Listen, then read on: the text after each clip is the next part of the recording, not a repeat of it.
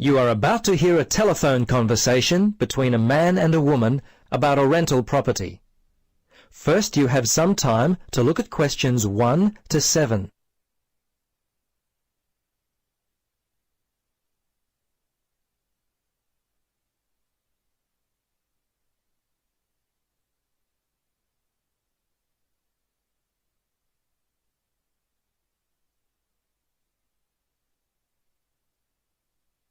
Now, listen carefully and answer questions 1 to 7. Central Realty, Jill speaking. How can I help you? Yes, hello, Jill.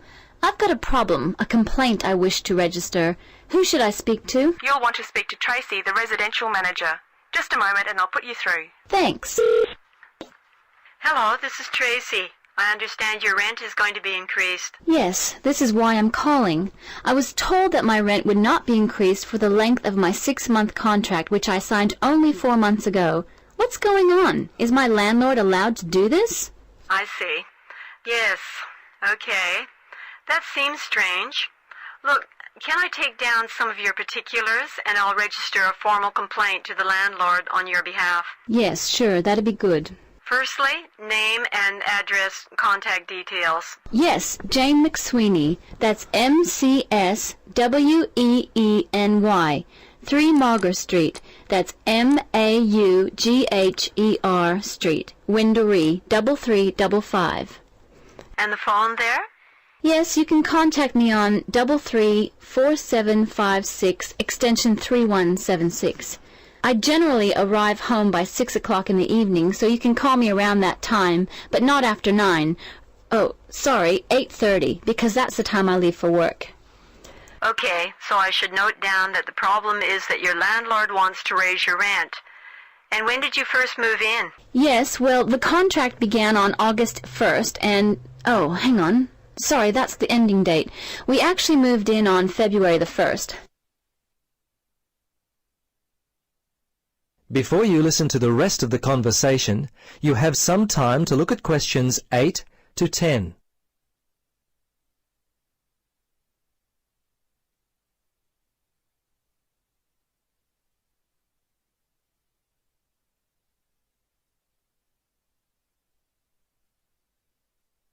Now, listen carefully and answer questions 8 to 10.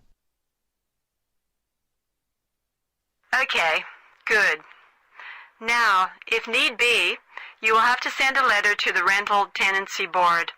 But as I said, first let us approach your landlord on your behalf and see if we can work out the problem before it gets to that situation.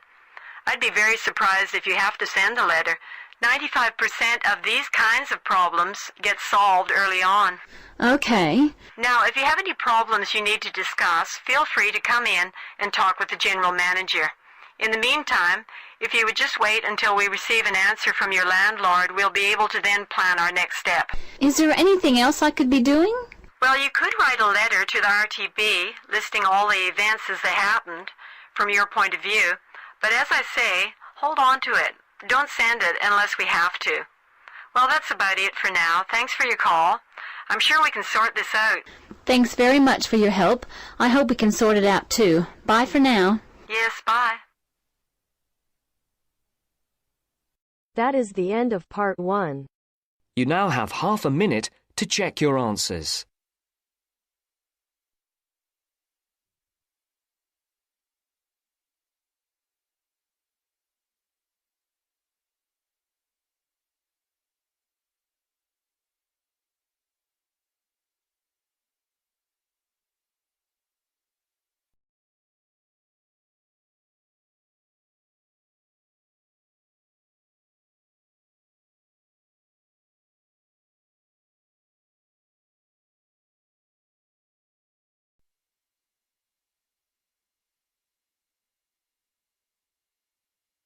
Now turns to part 2.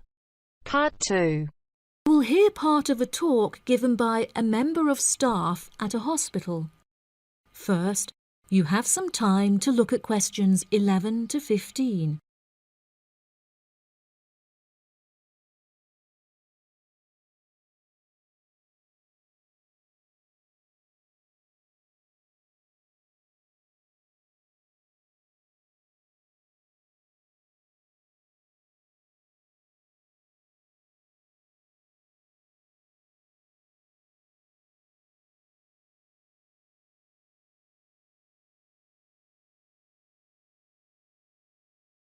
Now listen carefully and answer questions 11 to 15. Hello, and welcome to the homepage for the Healthy Hearing Medical Clinic and Surgery, where we'd like to share a little more information about the services we provide and more. Our hospital is one of the leading specialised hospitals in the United Kingdom, attracting the very best healthcare professionals from around the globe.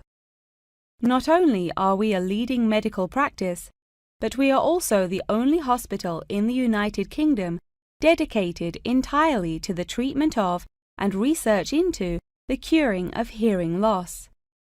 Our facilities and staff here are renowned across Europe, attracting thousands of patients a year. Our consultations can number anything up to 11,000 patients a year. However, we aim to treat around 5,000 patients a year so as to maintain and ensure the quality of our services. Our patients are guaranteed the highest standard of care, as well as the use of our first-class facilities. All patients requiring overnight treatment are provided with their own private room with ensuite facilities, as well as a state-of-the-art entertainment centre, which includes a flat-screen LCD television and PlayStation. Appointments with our healthcare professionals can be made at any time during the week, with female doctors available between 8 a.m. and 11 a.m. If you need to see a doctor outside of these times, please visit the Out of Hours page of our website for more information. Our doctors are all trained to an exceptionally high standard and practice a vast array of specialities. Mr. Roberts is a fully qualified ear and throat specialist. Mr. Edwards is a pediatric hearing specialist, while Mr. Green specializes in reversing hearing loss. For more details about our people, please visit the staff members page on our website.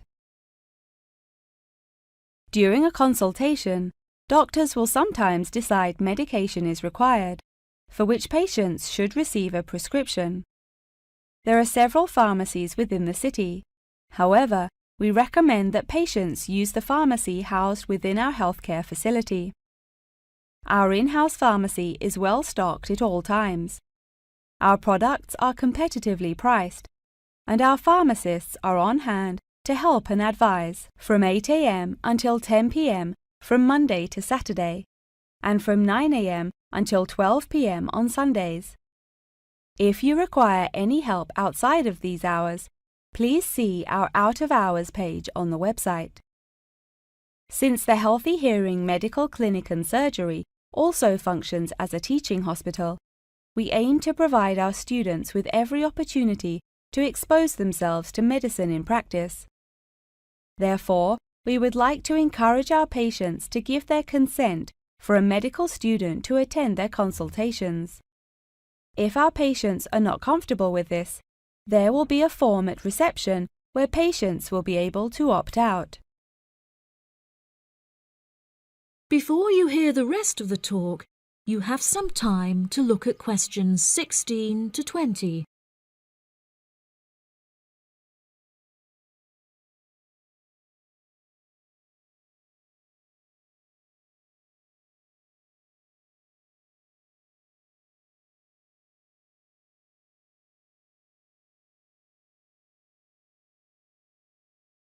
Now listen and answer questions 16 to 20.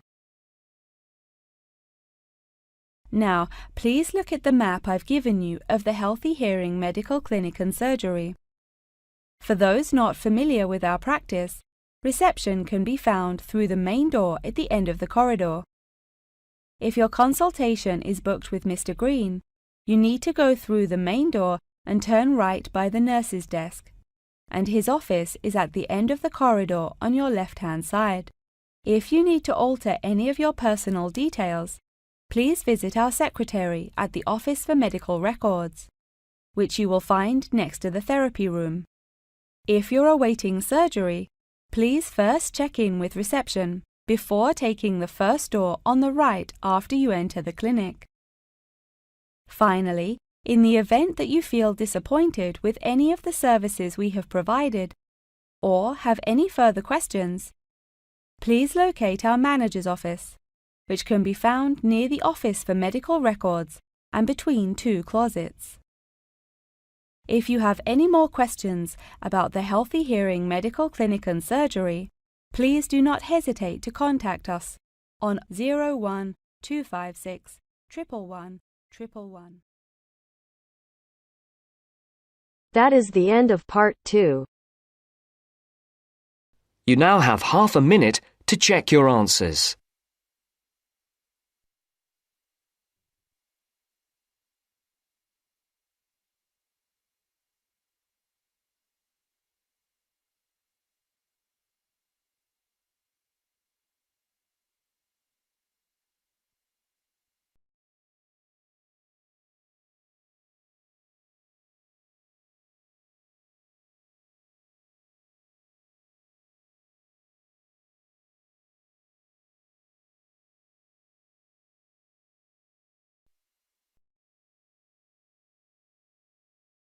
Now turns to part 3.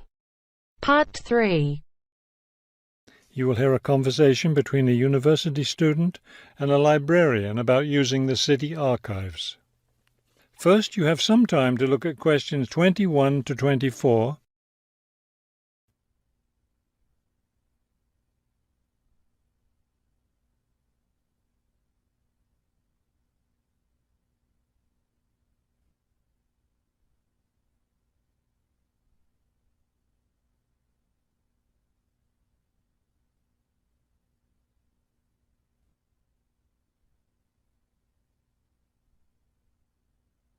As you listen to the first part of the conversation, answer questions 21 to 24.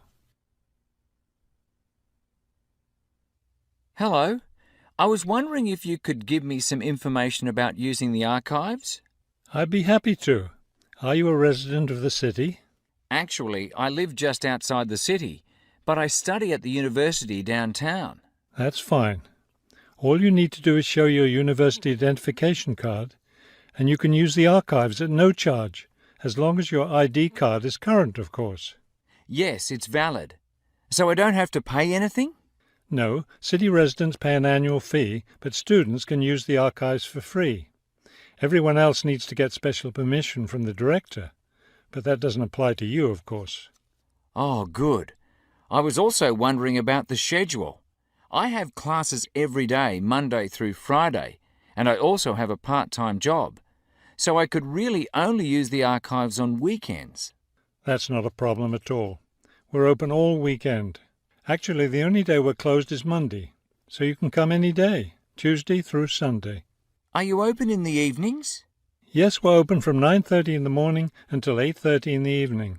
That will fit my schedule well. Before you hear the rest of the conversation, you have some time to look at questions 25 to 30.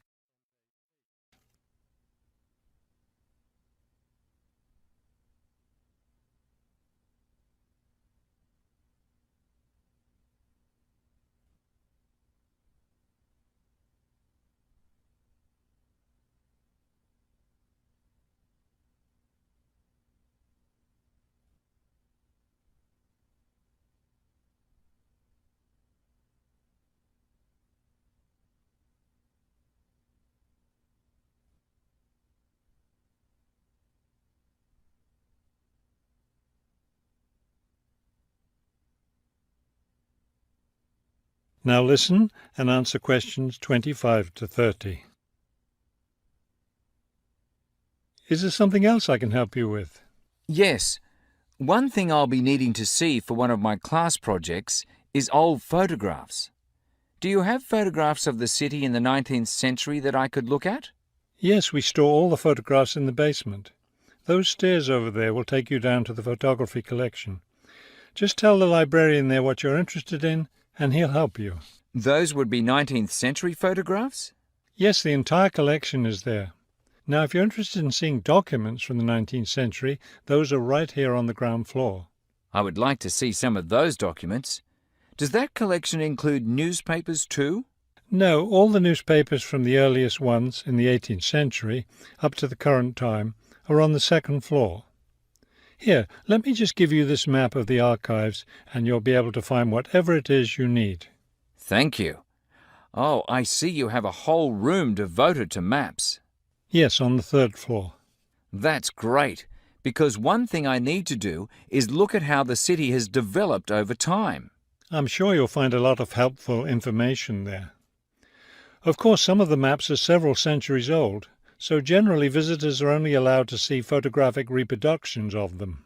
That shouldn't be a problem. What's this on the fourth floor?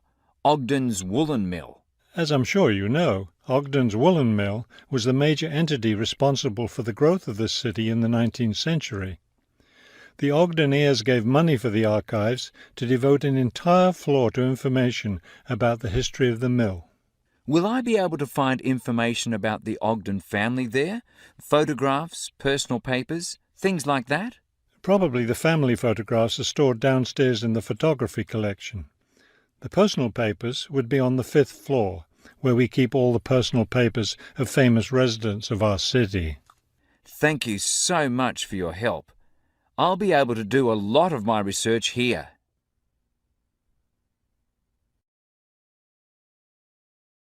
That is the end of part 3. You now have half a minute to check your answers.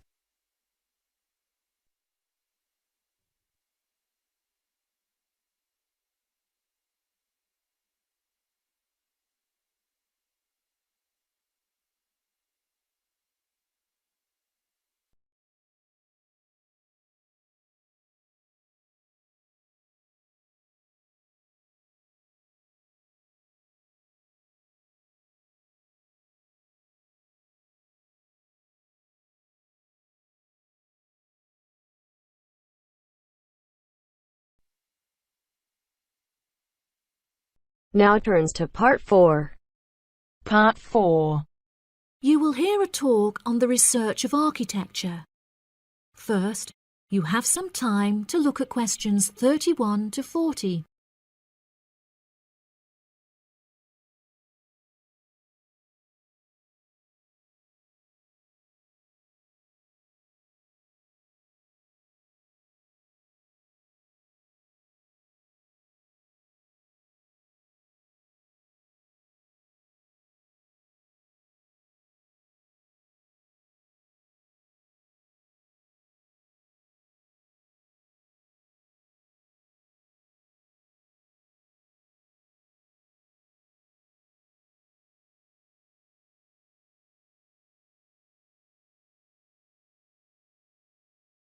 Now listen carefully and answer questions 31 to 40. Welcome, class, to your very first lecture in this series on architecture, conducted by myself, Dr. Torben Dahl. Today we will be looking into the relationship between climate and architecture, where I will be giving you a critical overview of the main climate influences that shape the design of buildings. Throughout this lecture series, we will be looking at the latest research into climatic design carried out by experts in the field, in addition to case studies and examples drawn from modernist practice, both in cities and rural areas. Now, acid rain is one of the climatic elements with the most devastating effects on our architecture. The chemicals in acid rain can cause paint to peel, corrosion of steel structures such as bridges, and erosion of stone statues. Since the 1970s, our government has been making great effort to reduce the release of these chemicals into the atmosphere, with positive results. Private organizations have also been raising awareness and funds, and recently received a huge donation from the bank. It is interesting to look at the studies that have been carried out into the effects of acid rain at varying altitudes. Research has shown that there are lower levels of acid in the damaging pollutants at higher altitudes, meaning that skyscrapers are much less vulnerable to the negative effects, as they are exposed to acid rain with far lower levels of damaging pollutants. Recently, the ALTA project was founded to carry out further research into acid rain. This project is directed towards studying the effects of acid rain on old, traditional buildings of stone construction that are vulnerable to damage caused by acid rain. Masonry is particularly vulnerable as it is easily corroded and weakened by the acidic chemicals. It is imperative that we protect these buildings, as they are valuable examples of our history and culture.